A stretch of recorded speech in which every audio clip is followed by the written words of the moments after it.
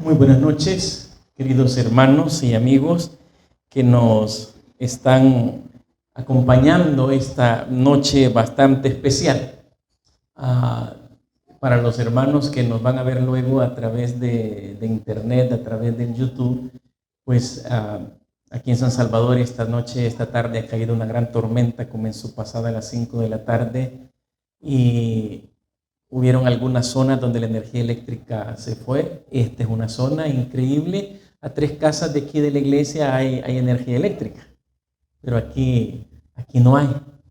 Y aquí los hermanos han hecho, no sé cómo le han hecho, hay una bocina aquí que trajeron y una luz que está acá, y aquí están nuestros hermanos y están nuestros amigos. Y el Señor tiene todo planificado y Él siempre tiene cosas buenas para nosotros. Hermanos, su servidor siempre está grabando los sermones y los subo a mi canal de YouTube. Los comparto también con la hermana Almita, ¿verdad? Así que si sus visitas no vinieron ahora, yo igual, este tema lo estoy grabando, primero que no haya ningún problema en la grabación, y lo voy a compartir con la hermana Almita, y creo que ella puede compartirlo con ustedes, y compártanlo con las visitas, con los amigos que no pudieron venir, porque en realidad ha sido bien complicada estas últimas 2 horas acá, esa lluvia fue terrible, ¿verdad? Pero aquí estamos alabando y glorificando a nuestro Señor. El tema de esta noche lo he titulado Rapto Secreto, Fake News al final. 2 sospechosos habían sido identificados por algunas personas como secuestradores de niños, y la policía intervino aproximadamente como a las 3:30 de la tarde, porque la gente se había agitado, así que apresaron a los 2 sospechosos. Media hora después, más de 150 personas se agolpaban en la estación de policía y algunos gritaban: "¡Tenemos hijos!". Un hombre hacía una transmisión en vivo y en esa transmisión decía: "Vengan a apoyarnos, créanme, los secuestradores están aquí ahora". Sin la autorización de alguien, subió al techo de la alcaldía que estaba a la par de la estación de la policía de aquella pequeña ciudad y comenzó a tocar una campana que estaba ahí. Mientras tanto, otro estaba recaudando dinero para comprar gasolina. A las 4 de la tarde, hombres furiosos golpearon la débil estación de policía, abrieron las puertas, abrieron los barrotes donde estaban aquellos 2 sospechosos presos y los sacaron a golpes de aquella estación. Los arrastraron por las escaleras y por último les dieron una golpiza terrible a aquellos 2 hombres. Sin dudarlo, uno de ellos tomó la gasolina que habían comprado y la roció sobre aquellos hombres. Eran las 4:30 de la tarde. Alberto Flores Morales, de 53 años, y su sobrino, Ricardo Flores Rodríguez, de 22, murieron en medio de la llama. Alberto era un campesino. Ricardo era estudiante de Derecho y cultivaba la tierra en la única propiedad que la familia tenía, mientras sus padres luchaban en Estados Unidos para enviar alguna ayuda, algo típico que pasa en nuestros países. Este caso ocurrió en el mes de agosto del año 2018 en la ciudad de Acatlán, de Osorio, en México. Todo fue registrado y ampliamente divulgado por las redes sociales. La ignorancia, mis queridos hermanos, y la tecnología se combinaron de modo brutal contra estos 2 hombres, cuya inocencia fue declarada posteriormente por los medios de comunicación del país. La indignación popular no produjo justicia en ese caso, y la voz del pueblo no fue la voz de Dios. En una de las últimas publicaciones que compartió en su perfil de Facebook, el joven Ricardo, a quien le gustaba mucho apreciar la naturaleza y reflexionar, escribió: "Sus ojos no sirven de nada si su cerebro es ciego". La ignorancia es escandalosa, tonta y sinvergüenza. Y cuando pasa el escándalo, cesa la ignominia colectiva. Este episodio de barbarie casi medieval, ¿no? Porque somos una sociedad ya civilizada, revela los serios riesgos de la información falsa que se riega en las redes sociales. A esta información falsa se les conoce como fake news o noticias falsas. Las noticias falsas hieren la dignidad de personas de cualquier clase social. Afectan tanto a niños como a adultos. Y se sufre el bullying en Internet. Las nuevas tecnologías que han ayudado a que haya una comunicación instantánea y globalizada, desgraciadamente también han revelado su potencial destructivo para sembrar mentiras, para sembrar engaño y hasta extorsionar a la gente.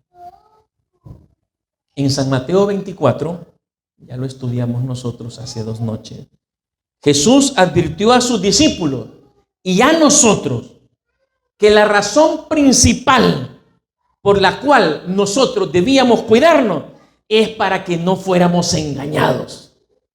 Ya Jesús había hablado de fake news, de noticias falsas que se darían en el fin del tiempo. De una manera u otra, Jesús repitió la advertencia que nadie os engañe. Así lo dijo en el versículo 4 del capítulo 24 de San Mateo.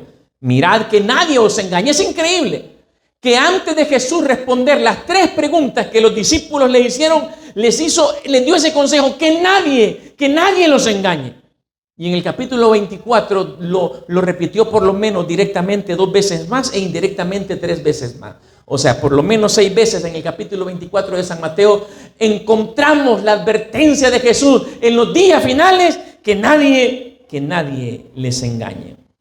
Hoy vamos a estudiar algunas doctrinas. Realmente van a ser pocas, solo 4, aunque hay muchas, que se mueven como fake news, como noticias falsas, enseñanzas antibíblicas falsas que tratan de destruir nuestra fe.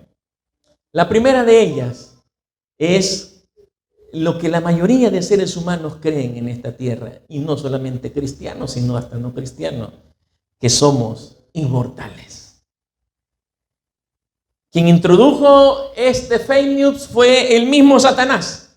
En Génesis capítulo 3 y versículo 4. Cuando se le presenta a la mujer por medio de una serpiente, entonces la serpiente dijo a la mujer: no moriréis. Y así la humanidad le creyó esa mentira a Satanás, haciéndonos pensar que somos inmortales, o por lo menos una parte de nosotros es inmortal. Casi todas las religiones coinciden en un punto fundamental. Hay algo dentro del hombre, llámese alma, llámese espíritu, que es inmortal y que sigue viviendo después de que morimos. La idea de un alma inmortal dentro de nuestro cuerpo no es una idea bíblica. Los primeros cristianos, algunos grupos de los primeros cristianos tomaron esta idea de 2 filósofos griegos, Sócrates y su discípulo Platón, que ellos consideraban de que el cuerpo es la cárcel de lo que ellos llamaban alma, y que la muerte era el momento en que el alma quedaba libre. Pero ¿qué dice la Biblia? Mis hermanos, la Biblia no dice nada de eso. En primer lugar, nadie tiene inmortalidad. Primera de Timoteo, solo hay una persona. Primera de Timoteo, capítulo 6, versos 15 y 16 dice: la cual a su tiempo mostrará el bienaventurado y solo soberano, Rey de reyes y Señor de señores. Hablando de Dios, hablando de Jesús, el único, dice el verso 16, que tiene inmortalidad, que habita en luz inaccesible. Solo Dios tiene inmortalidad. Nosotros no tenemos inmortalidad. No hay un alma que vaga, no hay un alma que sale. La mentira más grande que los protestantes hacen, la hacen a través de un folleto. Usted, no sé si alguna vez le han regalado ese folletito a veces que viene con una pregunta que dice: si usted muriera ahora, ¿a dónde iría su alma? ¿Al infierno o al cielo? Todo eso es una mentira. Porque nosotros al morir ni vamos al infierno ni vamos al cielo. Salmo 115, 17 dice: no alabarán los muertos a Jehová. O sea, no vamos al cielo, por buenos que hayamos sido.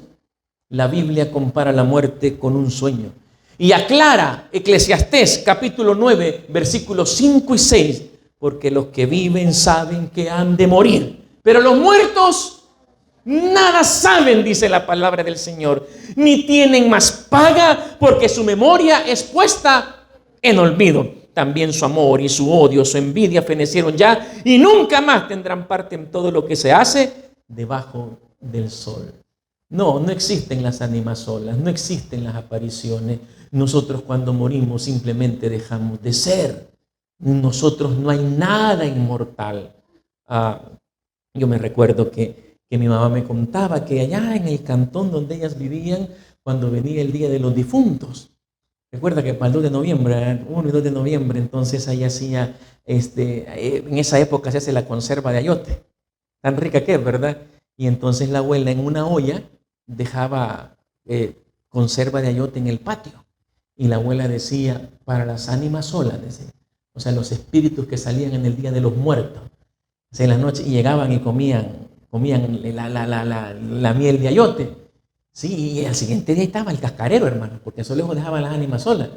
Pero no, mi mamá me dice, pero no eran las ánimas solas, eran los bolos del cantón que llegaban a comerse. Sí, hermano, porque los muertos nada saben. Esta es una mentira que se riega para pensar que nosotros podemos vivir nuestra vida licenciosa como querramos y aún ya muertos tal vez habrá alguna oportunidad para podernos salvar. Pero eso es una terrible mentira de Satanás. El segundo engaño. Recuerde que el consejo del Señor es que nadie los engañe. Por eso tenemos que ir a la palabra del Señor. No versarnos, no fundamentarnos en las ideologías de otra persona. La segunda es que no debemos guardar el sábado. La mayoría de denominaciones cristianas observan el domingo como día de culto principal. ¿Es esto bíblico? No es bíblico, hermano. Hace poco, no sé si fue este año o el año pasado, la BBC sacó un artículo, una empresa de noticias de Inglaterra, y sacó un artículo impresionante. Mire, parte de ese artículo dice: el 17 de marzo del año 321 de nuestra era, el emperador romano Constantino el Grande emitió un edicto declarando que el domingo tenía que ser el día de descanso. El edicto de Constantino, que recién se había hecho el cristiano, decía: en el venerable día del sol, que los magistrados y las personas que residen en las ciudades descansen y que todos los talleres cierren. En el campo, sin embargo, que la gente que se ocupa de la agricultura pueda quedar libre y legalmente continuar con sus tareas, porque a menudo sucede que otro día no es adecuado para la siembra del grano o la plantación de viña. No sea que por descuidar el momento propicio para tales operaciones, la liberalidad del cielo se pierda. Fue por decreto que Constantino introduce la observancia del día domingo como día principal de culto en la cristiandad. Hasta ese momento los cristianos observaban el día sábado como la Biblia lo manda. Pero Constantino, que era más político que religioso, quiso unir las fiestas paganas, las fiestas de los pueblos paganos que eran principalmente en domingo, con una fiesta, y dijo él: bueno, los cristianos, como Jesús resucitó en domingo, mejor vamos a hacer una cosa, aquí nos unimos todos y todo el mundo feliz. Y como la religión cristiana había llegado a ser parte del imperio, pues ahora todo el mundo comenzaba a guardar el domingo como día del Señor. No fue un asunto que se sacó de la Biblia, fue la invención de un ser humano. ¿Por qué? ¿Qué es lo que dice la Biblia? En primer lugar, en el libro de Éxodo, el capítulo 20, encontramos los 10 mandamientos del Señor, una ley que es inmutable, que no cambia, que es eterna. Y el cuarto mandamiento de él dice en versos del 8 al 11 de Éxodo 20: acuérdate del día de reposo para santificarlo. 6 días trabajarás y harás toda tu obra, mas el séptimo día reposo para Jehová tu Dios. No hagas en él obra alguna, tú, ni tu hijo, ni tu hija, ni tu siervo, ni tu criada, ni tu bestia, ni tu extranjero que está dentro de tus puertas. Porque en 6 días hizo Jehová los cielos y la tierra, el mar y todas las cosas que en ellos hay, y reposó en el séptimo día. Por tanto, Jehová bendijo el día de reposo y lo santificó. Algunos cristianos han hecho el invento de que, es que cuando Jesús murió, Él abolió el sábado. Pero ya estudiamos nosotros San Mateo 24:20, cuando Jesús advierte sobre la destrucción de Jerusalén, que sería 40 años más tarde, y les dice: orad pues que vuestra oída no sea en invierno ni en día de reposo. Yo he leído la versión Reina Valera 1960, que dice día de reposo. En las versiones más modernas, como la NBI, como la Dios habla hoy, o como la Biblia de lenguaje sencillo, claramente dice sábado, así, detallada, porque el día de reposo en la Biblia es el sábado. Es una fake news, es una noticia falsa. El Señor no hizo ningún cambio. El día de adoración que el Señor ha dejado y que sigue vigente hasta este momento es el día sábado. La tercera falsa doctrina es una enseñanza que a veces se mete hasta en la cabeza de nosotros. Es que todas las religiones son aceptadas por Dios. Voy a explicarles algo. Dios no acepta la adoración de todas las personas.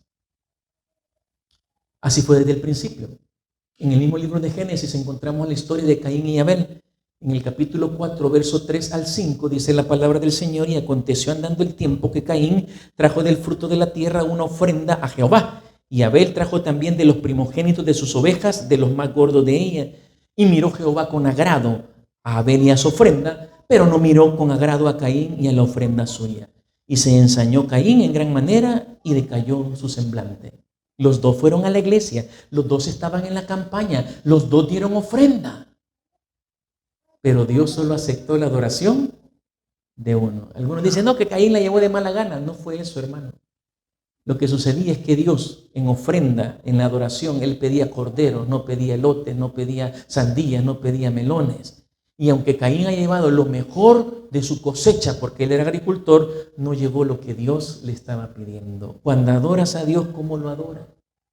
La misma Biblia nos sigue diciendo, o el mismo Jesús en San Mateo 7:24, hablando de una parábola de un hombre que construyó sobre la roca y uno que construyó sobre la arena, dice así: cualquiera pues que oye estas palabras y las hace, le compararé a un hombre prudente que edifica su casa sobre la roca. O sea, una cosa es decir, ser cristiano, darse golpes de pecho, voy a la iglesia. Otra cosa es hacer la voluntad que Jesús ha expresado en su palabra. Y en el tiempo final eso será significativo, hermano. Apocalipsis en el capítulo 12, versículo 17, hablando de los últimos cristianos, de los últimos tiempos, los hijos del Señor, dice así: entonces el dragón, que es Satanás, se llenó de ira contra la mujer y se fue a hacer guerra contra el resto de la descendencia de ella. Los últimos cristianos, los últimos adoradores del Señor, los que guardan los mandamientos de Dios y tienen el testimonio de Jesucristo. Hermano, ¿y cuál iglesia es la verdadera? Es que no les puedo decir X o Y iglesia es la verdadera. El Señor dice que sus verdaderos hijos guardan los mandamientos de Dios. Como el hombre prudente, no solo escuchan, sino que también hacen. Éxodo 20 encuentra usted los 10 mandamientos, expresión del carácter del Señor. Cuando algunos cristianos, es increíble que esos mismos cristianos que dicen, estuvimos hablando del sábado, ¿verdad? Esos mismos cristianos que dicen que no hay que guardar el sábado porque la ley quedó abolida, esos mismos anduvieron poniendo rótulos aquí en San Salvador que decían no matarás. Eso es hipocresía, hermano. Discúlpenme, pero eso es hipocresía. Decir que los mandamientos no hay que guardarlos, pero utilizar un mismo pasaje de ese mandamiento para decirle a la gente que es pecado matar. Claro que es pecado matar. ¿Por qué? Porque uno de los mandamientos lo dice. Pero también uno de los mandamientos dice, acuérdate del día sábado. Dios no es lo mismo ir a todas las iglesias, hermano. Alguien dice, no, que en cualquier esquina se adora al Señor. Tampoco así. El que escucha y el que hace la voluntad de Dios. ¿Cuál voluntad? La que está en su palabra. Por eso el consejo que siempre su servidor les da y nuestra iglesia les da es: lean la Biblia, estudien la Biblia, no se acomoden a lo que el pastor les predica, a lo que ven, estudien la Biblia. Y puedo decirles aquí clara, sinceramente a los adventistas: estudiemos la Biblia. A veces estudiamos más otros libros, estudiamos más los rojitos que la Biblia, pero es la Biblia la que tenemos que estudiar más. Y la última doctrina de la que les voy a hablar es del rapto secreto. La enseñanza del rapto secreto parece ser bastante popular entre gran parte de los seguidores de las iglesias evangélicas en el mundo. Esta doctrina enseña que Cristo vendrá, pero de forma invisible para los humanos, y que la iglesia, los salvos, se volverán invisibles y entonces se levantarán de la tierra para encontrarse con Cristo en las nubes. Los que han muerto en el Señor se levantarán de sus tumbas, pero transparentes, invisibles, y se unirán a los salvos para ir al cielo. Continúa la doctrina del rapto secreto diciendo que una vez que la iglesia sea raptada, pasarán 7 años donde el planeta será regido por el anticristo. Los que no fueron raptados, si quieren ser salvos, en una nueva oportunidad tendrán que rechazar la marca de la bestia, el 666, en esos 7 años, y dejarse degollar. Luego de la gran tribulación, algunos dicen que pasarán 7 años, otros dicen que son 3 años y medio, Cristo vendrá del cielo con su iglesia para pelear con el anticristo y establecer en la tierra su reino milenar con la vieja Jerusalén como su capital. ¿De dónde salió esta doctrina? Esta doctrina salió en los tiempos de la Reforma. Hubo un sacerdote español de apellido Rivera que quiso enfrentarse a los reformadores. Los reformadores decían que el Papa era el anticristo, pero este sacerdote de apellido Rivera, él insistió que el anticristo estaría presente hasta la gran tribulación y por lo tanto el Papa no podía ser el anticristo. Mucha gente le creyó y hubo gente que tuvo visiones sobre eso, y entonces comenzó a meterse en los reformadores. El anticristo vendría más adelante y así comenzó a gestarse lo que ahora se conoce como la doctrina del rapto secreto.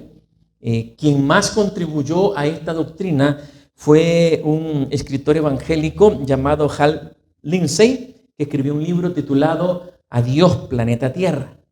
Ahí se fomentó la doctrina del rapto secreto. Más adelante aparecieron unas novelas, porque no son libros serios, son novelas tituladas Dejados atrás. De estos hasta hicieron algunos programas, inclusive este actor famoso de Hollywood, Nicolas Cage, hasta él hizo una película de esa, de Dejados atrás. Él es el piloto de un avión y el copiloto de él desaparece. Pues increíble, han hecho esta película de esos libros. Y hubo un predicador muy famoso entre los evangélicos, creo que él era puertorriqueño, Gigi Ávila, y la gente llenaba los estadios para escuchar a Gigi Ávila mandándolos al infierno a la gente, porque eso es lo que hacía él, pero fomentando la doctrina del rapto secreto, una doctrina que no es bíblica. ¿Por qué? Miren, comencemos con algunas cosas. Para que el rapto secreto se cumpla, primero tiene que reedificarse el templo de Jerusalén. Y tienen que reanudarse los sacrificios cruentos, o sea, los sacrificios de ovejas. Existen muchos dirigentes religiosos que están dando ofrendas para la construcción de un templo allá en Israel. Es más, hay una corriente de la iglesia bautista que aquí en El Salvador se llama los amigos de Israel y hasta usan una bandera. Porque ellos dicen que hay que reconstruir ese templo, el templo de Jerusalén, porque así el Señor va a poder, o sea, se va a poder llevar todo ese asunto del rapto secreto. El primer problema que enfrenta esta idea, hermanos, es que los sacrificios cruentos de ovejas ya terminaron. Claramente dice Colosenses 2, 14 y 15, anulando el acta de los decretos que había contra nosotros, que nos era contraria, quitándola de en medio y clavándola en la cruz, y despojando a los principados y a los potestades, los exhibió públicamente, triunfando sobre ellos en la cruz. Esa acta de decretos era la que hablaba sobre los sacrificios de las ovejas y de corderos, y dice claramente la Biblia, eso quedó anulado, eso quedó clavado en la cruz. En la cruz no fueron clavados los 10 mandamientos, fueron clavadas esas enseñanzas sobre los sacrificios en el templo. Algunos textos que usan los raptistas, como se le llama, son por ejemplo 1 Tesalonicenses 5:2. Hay un par de textos que hablan sobre ellos, dicen que el Señor vendrá como ladrón y los ladrones, dice, vienen a escondidas. Miren, yo no sé si los ladrones realmente bien escondida. Y les voy a contar, hace poco pasó algo ahí en la casa. Eran como las 3:30 de la mañana. Yo solo escuché un ruido que le dijo, ¡cuío! Era el perico. Y mi esposa, hermano, a mi esposa le encantan los pericos. Ellas son sus mascotas favoritas. Y mi esposa, hermano, yo no sé, ya había escuchado antes, un solo brinco pasó encima de mí, saltó de la cama, hermano, y salió para la jaula y tiene un tacuacín dentro de la jaula del perico. ¿Sí? Claro, ese tacuacín llegó así como escondidito, pero no terminó escondidito. No, si mi señora es cosa seria, ella tiene su palo ahí de hierro con el que baja unas canastitas, va, no, hombre, casi atravesado, dijo el animal ese. Ahí quedó. La idea de que el Señor dice como ladrón en la noche, yo no esperaba que ese tacuacín llegara ese día. No esperaba que atacara al pobre perico. Gracias a Dios la jaula era grande y el perico no era tan dundito, ¿verdad? Se pasó así para la esquina más alta, ¿verdad? Y gritó como ladrón en la noche. No se refiere al hecho de que no esperamos. Es de este pasaje de 1 Tesalonicenses 5:2, porque vosotros sabéis bien que el día del Señor vendrá así como ladrón de noche. Tomando este pasaje sin el contexto, pareciera acomodarse a la interpretación de los raptistas. Ay, va a venir a raptar como un ladrón. Pero mire lo que dice el versículo 3, que cuando dirán paz y seguridad, entonces vendrá sobre ellos destrucción de repente, como los dolores de la mujer preñada, y no escapará. Es que el pasaje dice claramente que cuando se refiere a ladrón como ladrón en la noche, es que es de sorpresa. Es como cuando va a parir una mujer, ¿verdad? Si las damas ya saben que ya llevo más o menos 8 meses, más o menos 9, pero el día exacto no se sabe, hermano. Yo me recuerdo cuando mi esposa iba a dar a luz a nuestra primera hija, Esthercita, ¿verdad? Estábamos con mis compañeras de la universidad terminando la tesis de nuestra licenciatura. Ahí estaban, trabajé con 2 compañeras y entonces llega mi esposa, así bien calmadita mi esposa, porque esta mujer ha sido pero tan calmada para dar a luz, hermano, y me dice, llama al hermano. Un hermano se había ofrecido para llevarla al hospital a ella. Llama al hermano, me dice, ya va a ser. Y yo la vi tan tranquila, ella está tendiendo ropa, andaba ella ahí en el patio, ¿verdad? Y yo todavía me quedo trabajando con mis compañeras y mis compañeras me dicen, ¿y qué es lo que va a hacer ya? Ya va a dar a luz, le digo yo a mis compañeras. ¿Y por qué no anda gritando? Me dice, ¿verdad? No, pues que es así, es calmadita. Y como yo la vi ahí, seguí trabajando, al rato vuelve a llegar, es de verdad, me dice, ya van a hacerme. Hermanos, y dicho y hecho, si a las 5 de la tarde, ¿verdad? Como a las 5 de la tarde, la cipotona ya había nacido. Pero ¿esperaba mi esposa que ese día naciera? ¿O esperaba yo? No. Cuando habla de que viene como ladrón, no es que viene a llevar secretamente a la gente. Es que Jesús dijo, el día que menos lo penséis. Otro pasaje que usan es 2 de Pedro capítulo 3 versículo 10. Mas el día del Señor vendrá como ladrón en la noche. Pero el pasaje no queda ahí.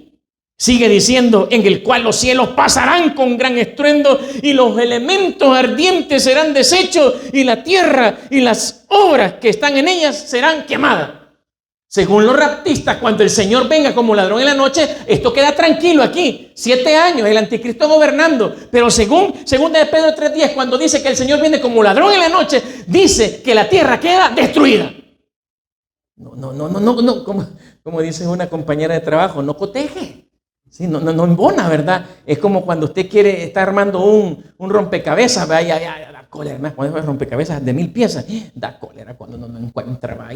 Y uno quiere, esta es la pieza, y hasta le hace uno así, ¿verdad? Para que entre la pieza. Así pasa con algunos cuando leen la Biblia, hermano. Fuerzan los textos. Hay muchos textos que pueden usar ellos, pero al final la Biblia dice claramente que la aparición del Señor Jesús será visible. Mateo 24:30 dice, y entonces aparecerá la señal del Hijo del Hombre en el cielo, y entonces lamentarán todas las tribus de la tierra, y verán al Hijo del Hombre viniendo sobre las nubes del cielo con poder y gran gloria. La descripción es clara, no hay nada de secreto, nadie va a desaparecer. El Señor viene de forma visible y poderosa. Mañana vamos a hablar un poquito más sobre esto. El Señor dijo, cuidado, que nadie los engañe. Cada vez van a haber más engaños, más fake news. Y lo vamos a ver en las redes sociales y lo vamos a ver en el internet. No se preocupe, no se moleste al ver esos engaños, no caiga en ellos. Primero estudie la palabra del Señor.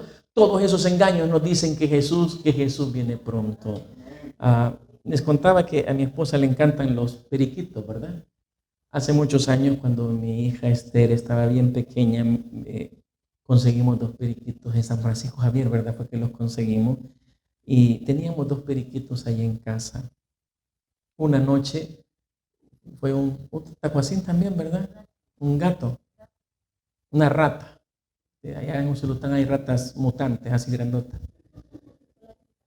Como vivíamos cerca de una parte que había mucho monte, ¿verdad? A un gran terreno, una rata llegó y mató a uno de los periquitos. Así que nos quedó uno. Y un sábado nosotros los sábados salimos de casa. Ese es un problema que tenemos con tener mascotas. Ahí les dejamos el montón de agua y de comida porque nos regresamos en todo el día muchas veces, a veces hasta el siguiente día. Pero en ese entonces mi mamá estaba viviendo con nosotros y nosotros íbamos a salir y íbamos a regresar hasta bien noche. Y le dijimos a mi mamá, hay que dar la comida, este periquito se alimenta de esta forma. No teníamos una jaula todavía así como decente y en orden, ¿verdad? Para el periquito. Ya el periquito estaba emplumado. En la tarde que regresamos del sábado, ¿verdad? El sábado en la noche llegamos a la casa. Mi mamá estaba con la cara bien triste. Y entonces me dice, se me escapó el perico. El perico, cuando ella intentó alimentarlo, el perico salió y como ya tenía pluma, voló y se fue. Recuerdo cuando mi hija estaba pequeña, quizás como 4 años tenía, ¿verdad? Me dice con lágrimas en sus ojos, porque ya no estaban sus 2 periquitos. Me dijo, papi, ¿por qué no viene Jesús todavía? ¿Verdad que si Él viniera, yo tendría mis periquitos? Años más tarde, cuando estábamos sepultando a mi madre, en el 2013, ya ella estaba más grandecita. Cuando estábamos ahí frente a la tumba de mi madre, no sé si fue que se recordó de aquella ocasión, pero mi hija me volvió a preguntar, papi, ¿por qué no viene Jesús todavía? Creo que todos nosotros deberíamos tener ese deseo. No estarnos preguntando ¿y cuándo va a venir? Más bien preguntar, ¿por qué no vienes ya? Porque no vale la pena seguir viviendo en un mundo de muerte, de dolor, de tantas destrucción. Y creo que todos nosotros esta noche seriamente deberíamos preguntarnos, Jesús, ¿por qué no vienes? Te necesito, queremos que estés con nosotros. Cuando Jesús venga, me dijo mi hija, volveremos a ver a la abuela, ¿verdad? Sí, hija, eso es lo que la Biblia enseña.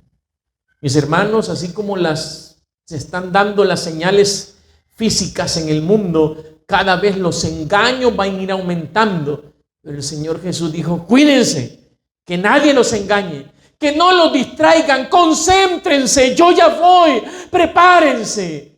Yo esta noche quisiera orar por los que están aquí presentes, que quisieran decirle al Señor Jesús, yo quiero seguirme preparando, yo quiero estar preparado. Jesús, ¿por qué no vienes ya? Yo quiero que mi familia esté contigo, yo quiero que mis hijos estén contigo, yo quiero estar en la patria celestial contigo. Si tú quieres orar conmigo, ponte en pie donde estás ahí. Donde estás, ponte en pie para que juntos oremos esta noche. Que el Señor nos ayude, no a estarnos concentrando tanto engaño, por el contrario, leyendo la Biblia, animándonos, creciendo nuestra esperanza y preguntándonos, o mejor diciéndole al Señor Jesús, ven que te necesitamos, oremos. Gracias, Señor. Gracias por tu amor y misericordia, por los cuidados que tienes con nosotros, porque hoy, a pesar de las dificultades que tuvimos, de la lluvia, de la falta de energía, se ha podido predicar tu palabra. Incluso hemos podido grabar el tema. Te pedimos, Padre, que tú nos ayudes a nosotros, Señor, a estar preparados.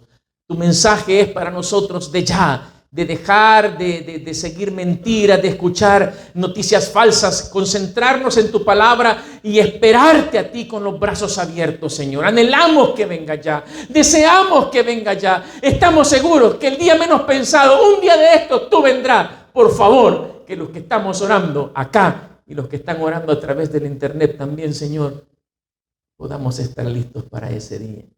Que aquellos que no están bautizados puedan tomar su decisión de bautizarse esta semana. Gracias por todo. En Jesús lo pedimos. Amén y amén. Que el Señor les bendiga.